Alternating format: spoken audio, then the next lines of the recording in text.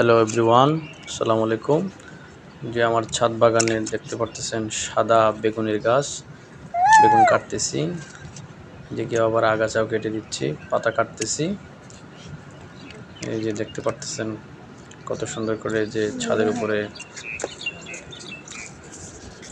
এই যে মরিচ, বেগুন, পুদিনা পাতা, এই দেখতেছেন সাদা বেগুনগুলি কীভাবে কাটতে হয়। এগুলো কিন্তু কাঁটাযুক্ত, খুব সাবধানে কাটতে হবে। বেগুনের গায়েও কিন্তু কাটা। এই যে আগাছাটা পরিষ্কার করে দিচ্ছি, এভাবে আপনারা আগাছা পরিষ্কার করে দিবেন।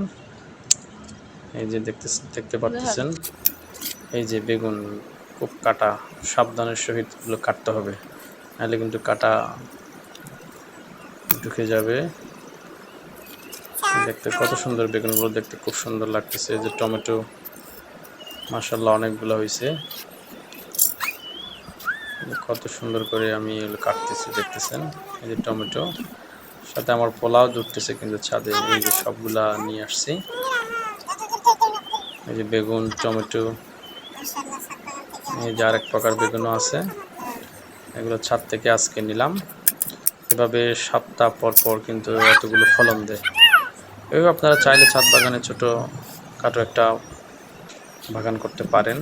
এই যে খুব সুন্দর করে আমি যেভাবে করছি বস্তায় দিয়ে, এই যে ফুল ফুটছে, আবার কিন্তু আসতেছে। মরিচ কিন্তু অনেক ধরা হয়েছে, এই যে দেখতে পারতেছেন।